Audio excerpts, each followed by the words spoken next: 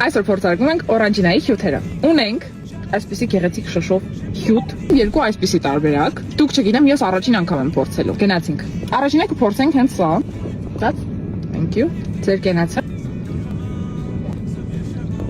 Որտե՞ղ կարմիր ապելսինովը։ Կարմիր օրանջինային գնահատում ենք 10-ից 10։ Հաջորդը փորձարկում ենք կապույտ օրանջինան։ Սա ես կբացեմ։ Ձեր կենացը։ Ինքն էլ հավանեց, տասիկն է, թեթև գազավորված, դրա համար իրան գնահատում եմ էլի 10-ից 10։ Եվ վերջինը իմ ամենասպասվածը, նայեք այս շշին, դուք այսպիսի գեղեցիկ ճիշտ տեսել եք, ես ոչ։ Խմելուց առաջ չենք մոռանում մի թեթև, թափահարում ենք եւ հետո մոտ խմում։ Ձեր կենացը։